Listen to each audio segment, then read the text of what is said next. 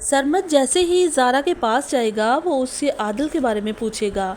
वो आदिल से माफ़ी मांगना चाहता है और जब वो ज़ारा से इस सिलसिले में पूछेगा कि आखिर वो आदिल से कहाँ मिल सकता है तो वो उसे बताएगी कि वो गेस्ट रूम में है और वहाँ जाकर उससे बात कर सकता है।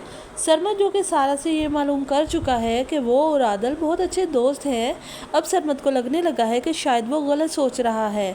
ज़ारा और आदिल एक दूसरे के करीब नहीं आए, बल्कि सारा और आदिल ही एक दूसरे से मोहब्बत करते हैं।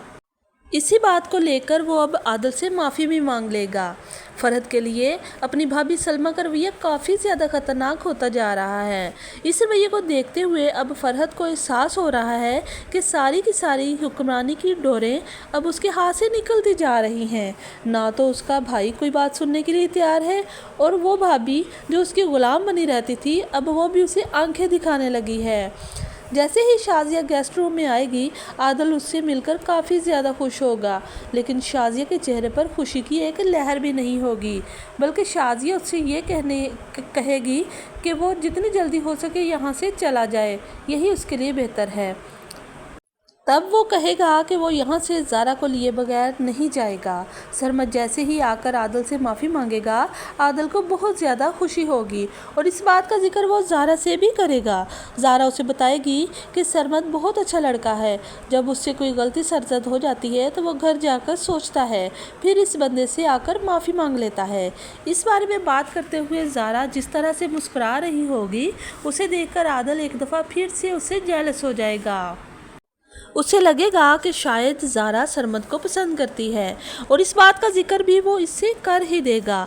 ज़ारा मुस्कुराकर कह देगी कि क्या तुम सरमद से जेलस हो रहे हो, लेकिन सरमद से जेलस होना तो बात की बात, अभी तो सारा के सामने भी उससे एक हरकत होने वाली है।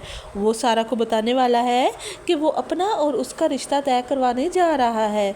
वो बेचारा तो यही समझ बैठा था कि आगे ज़ारा बैठी है, मगर उसे मालूम भी नहीं हो सका कि उसने इस बात का इजहार सारा से कर दिया है। आदिल को जब सारी सूरत हाल का पता चलेगा तो वो अपनी माँ को कॉल करके पूछेगा कि क्या कभी उसने कोई ज़्यादती, कोई जबर तो नहीं किया। यहाँ पर फरहद अपने बेटे को डांट कर चुप करवा देगी, मगर आदिल जान चुका है कि उसकी माँ ने किस कदर जुल्म किया है। ना सिर्फ एक बीवी को उसके शोहर से अलग कर दिया, बल्कि दो मासूम बच्चियों को भी उनके बाप का प्यार उस तरह नहीं मिल सका जिस तरह मिलना चाहिए था। वीडियो पसंद आए तो वीडियो को लाइक करें, मेरे चैनल को सब्सक्राइब करें। शुक्रिया।